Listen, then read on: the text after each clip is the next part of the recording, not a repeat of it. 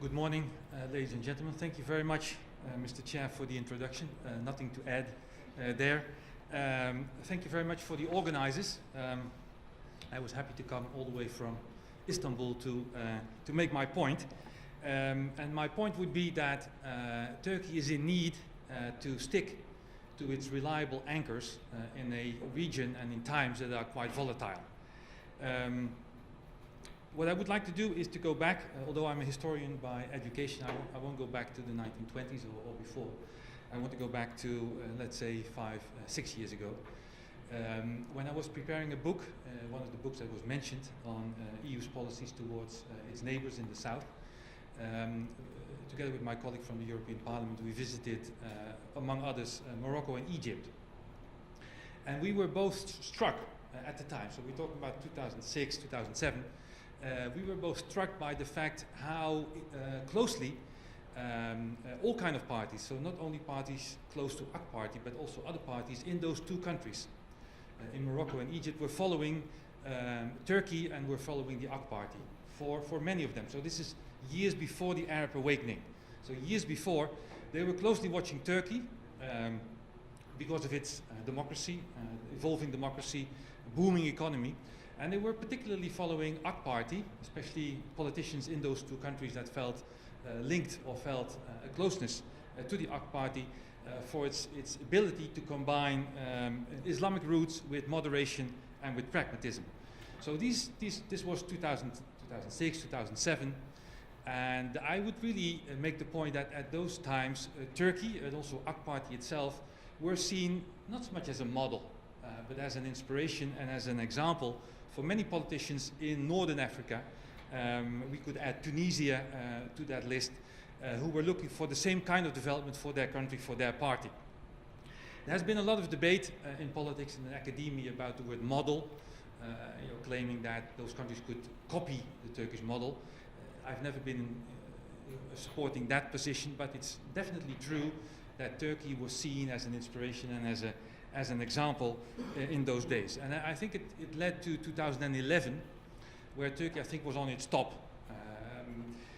Especially in Tunisia and in Egypt, we had had the Arab awakening, we had revolutions that were clearly linked, inspiration-wise, to Turkey. We had Mr. Erdogan going to the region, being received as the king of the Arab street. The EU, in need of reformulating its policies towards Northern Africa, made very quickly, at least according to European standards, very quickly reacted, making a document saying in our future relations with Northern Africa, we definitely need to cooperate with Turkey, because Turkey has something that we Europeans don't have, that is cultural affinity. And so there was the recognition of Turkey's important role in the region, its potential in the region.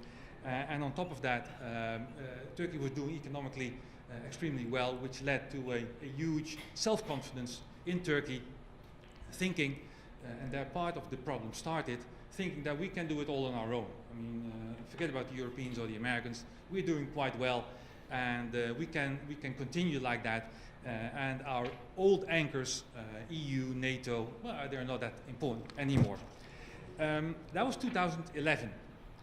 And my point would be to see and to recognize that within 2 years, this whole picture has changed to the extent that Turkey is now in need of, I think, some good advice on its traditional anchors, EU and NATO.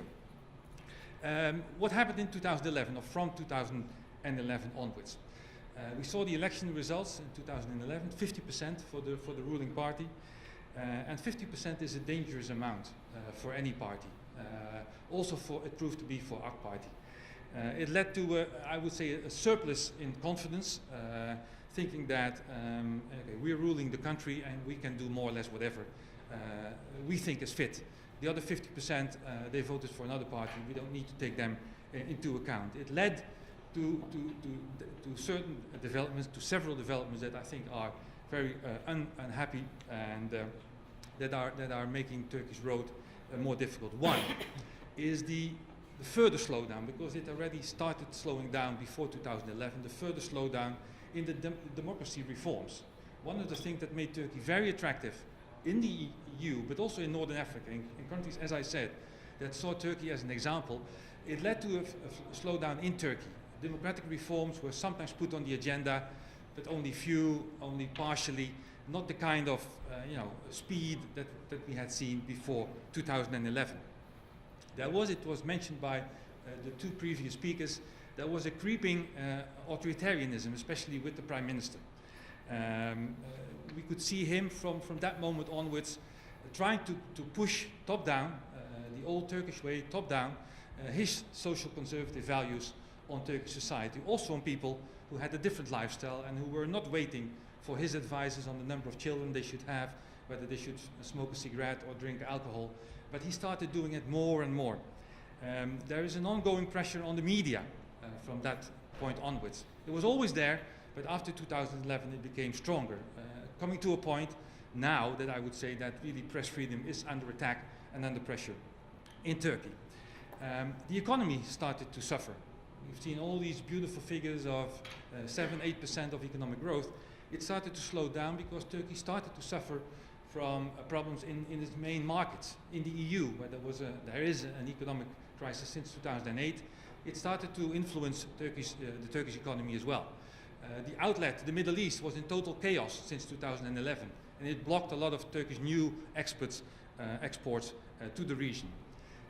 In Europe, this huge promise of accession had already slowed down before 2011, but became even worse because Europe, the European Union, member states in the European Union kept dragging their feet, came up with all kinds of arguments not to continue with the accession process, with the financial crisis as an excuse, partly. So this whole picture, image of Turkey being on the verge of joining the European Union, one of its attractive points also outside of Turkey in the region, more or less disappeared. And in the region things went wrong from a Turkish perspective. I'll focus on two countries, Egypt and Syria. In Egypt, the Muslim Brothers had come to power, so strongly supported by AK Party, by Turkey. They saw that there was a strong relationship between the two in their history and their ideals. But the Muslim Brotherhoods, almost from the start, including the President Morsi, started to make mistakes in the economy, in policy, in its media policy. So the Muslim Brothers that were seen as a sort of alternative for Mubarak by many people in the region, but also outside of the region, started to lose their appeal quite quickly. Even worse in Syria, things went really not the way Turkey wished it to go. Assad, Bashar al-Assad, the president, was much stronger, in a much stronger position than many people, including Turkey, had thought. The opposition, strongly supported by Turkey, was very weak, and there was a sort of new opposition coming up, jihadi rebels, supported to a certain extent by Turkey by allowing them access to Syria, and that didn't go down very well outside of Turkey. Then we come to 2013. Let's say from the middle of this year, these tendencies, going against Turkish interest, going against Turkish vision of itself and of the world and of the region, worsened. At home, we've seen the pictures, we saw the comments on the Gezi protests, which really from the people who started to protest, I'm really convinced were a protest against these pressures on their lifestyle. This was a new generation of young people who really didn't want to be patronized by the Prime Minister saying you should do this, you should do that, you shouldn't do this or you shouldn't do that. These youngsters didn't want to be patronized. It reminded me of the 70s and the 80s in the Netherlands, the country where I come from, and these were strong, determined protesters. Yes, they were joined later by more traditional, extreme leftist, violent groups, but these were not the original protesters. That was not the spirit of Gezi. That was recognized by millions of people around the country who had the same objections to this pressure on their lifestyle, to, for instance, construction projects that are implemented without any dialogue or talks with the people involved. And there is a growing frustration, growing antipathy, irritation with that kind of policies. And then, according to me, unfortunately, AK Party got it totally wrong in trying to read, to understand what was happening in Gezi. First, they suppressed it violently, which led to the attraction, so more people started to protest. But what I think was especially damaging to Turkey's image in the United States, but also in Europe, is trying to explain what happened in Gezi. not going to the sociological or roots or trying to understand why these people started protesting. They came up with all kind of ludicrous, according to me, conspiracy theories, saying that it was Turkish business together with foreign businesses. There were references, anti-Semitic references to Jewish lobbies, etc. They got it totally wrong. What happened in Gezi was not a big foreign-sponsored conspiracy. It was part of Turkish society protesting against AK Party's policies. That's what happened. But this explanation led to an extreme polarization, even more than we had had before, inside Turkey, between the 50% that still supports the Prime Minister and the AK Party, and the 50% that is growingly opposed to his policies and especially his style of policies. It damaged, really damaged Turkish perception inside the European Union, inside the US. People didn't understand why AK Party got it so wrong in trying to deal with it and later explain these protests that were seen as legitimate by many outside of Turkey. Then also in the region, things deteriorated again from a Turkish perspective. In Egypt, there was a military coup against President Morsi. And I think Turkey was right in saying this is a military coup. There was nothing wrong with that. That was a good analysis. And they criticized the Americans, they criticized the Europeans for not saying so. So trying to evade the question, Americans trying to get out of the necessity to stop financial sources to Egypt. That was good. That was a clear analysis. It was a military coup against Morsi. But then, instead of translating this good point of view, good analysis, into a clever diplomacy, Turkey kept on repeating that Turkey was right and the rest of the world is wrong. And up until today, you see the Prime Minister, when he goes abroad, only blaming the others for getting it wrong, and for Turkey praising himself, basically for getting it right. That is not diplomacy. If you want to have others on your side, it doesn't make sense to say that you're right all the time and the others are wrong all the time, even in cases where originally they had a good point. And the same basically happened in Syria. I agreed from the start that Turkey was extremely anti-Assad. I mean, the guy has to go, and I wish him to go today instead of tomorrow. That's a good point. Again, it should be made, and you should keep on making that. But if you see that you're on your own and behind you there's nobody who supports your point of view, you should start at a certain moment adapting, whether you like it or not, your policy. Because to be out in the front and being right feels good, but it's not very influential. And that is what we've seen in Turkey-Syria policy as well. Turkey saw that it's, again, rightful complaints about the Americans and the Europeans not intervening. I think, personally, that the US should have intervened. I think that France and the UK should have intervened in time in Syria, but they didn't. The US doesn't want to get involved. There's the fear of the jihadi that would be supported if they go after Assad. And eventually, the US especially made a deal with Russia. Made a deal with Russia on the chemical weapons and on the conference that we will see in January in Geneva. So where does this leave Turkey? I think Turkey is really badly in need of a reset. Now, I know the word reset has been used by the US in its Russia policy. I would say not very convincing or very successful maybe, but that's not the point here. Turkey definitely needs a reset from a European point of view, because that's what I was asked to deliver to you from a European point of view. I think there is the need for a reset. First, at home.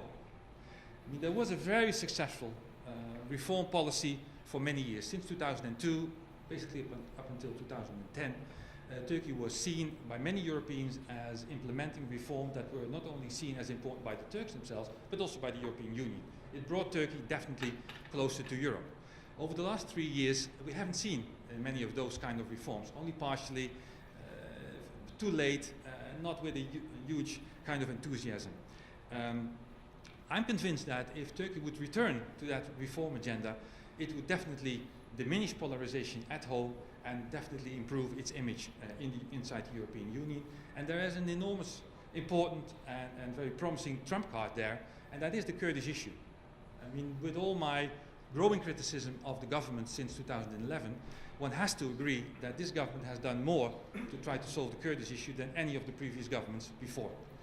Over the years, they've introduced all kinds of reforms, partially again, not trying to solve the whole picture, but that is a difficult thing for would be a difficult thing for any party inside Turkey. Turkey. I still think that AK Party, including the Prime Minister, has the potential, has the ability to solve the Kurdish issue, and it would be such an important issue, not only at home, but also in the Turkish regional policy and in its image abroad, that Turkey is back on a policy trying to solve problems instead of postponing them or not mentioning them.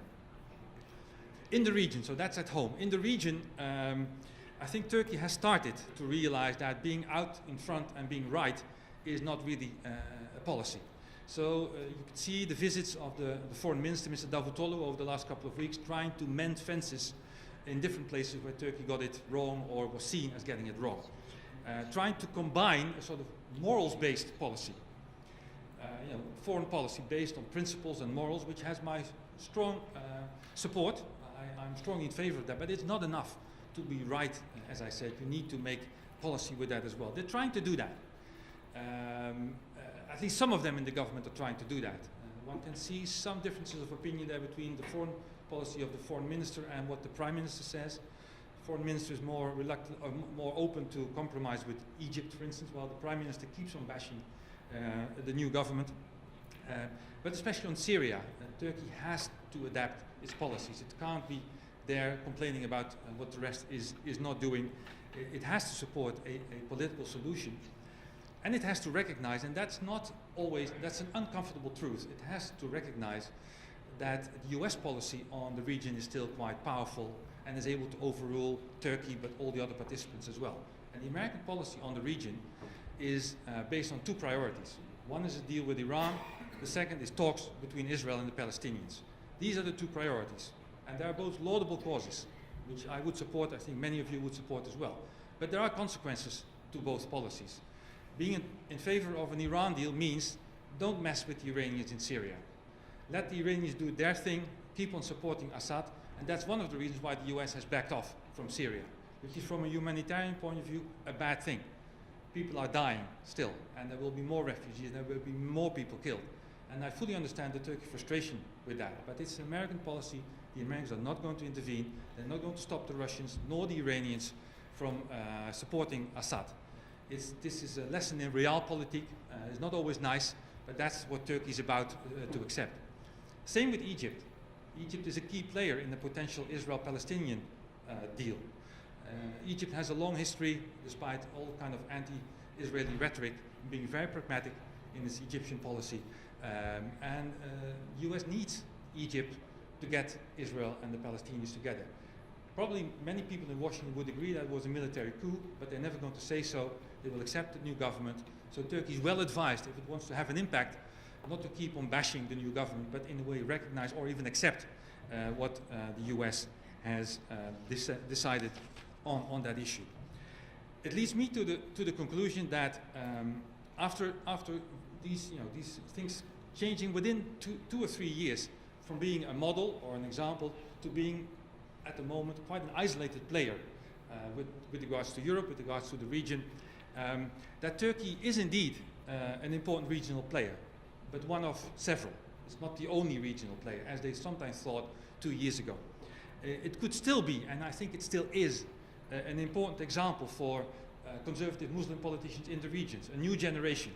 I mean, the Muslim Brotherhood are now suppressed. There will be a new generation of Muslim politicians inside Egypt. And I know, going back to my first remarks about 2006, 2007, many of the reformers of the young generation in the Muslim Brotherhood is still looking at AK Party and Turkey as an example. That's not going to disappear despite all the problems. But there are limits. There are limits to Turkish soft power and to Turkish hard power.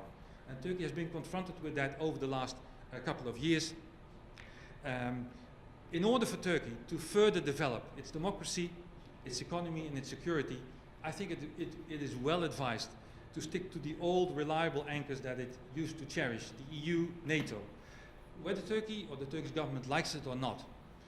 To give you an example, to further develop the Turkish economy, which has been doing quite well, but it is in danger of being stuck in the sort of middle income claim. I mean, they've raised from 2,000 to 3,000 to 10,000 income per capita. To go beyond that to 15,000 or 20,000 is not that easy. A lot of countries didn't manage to do that. You have to improve your productivity, you have to improve your use of technology. That technology those incentives are not going to come from the Middle East, are not going to come from Africa, are not going to come from Russia. They're going to come from either Europe or Canada and the United States. So Turkey, for its own benefit, for its own economic perspectives, needs to be closely involved with those players, and don't think that it can do it on its own, or that Russia or China or whatever BRICS are an alternative for those two reliable anchors in times and in a region that will keep on being very volatile in the foreseeable future. Thank you very much.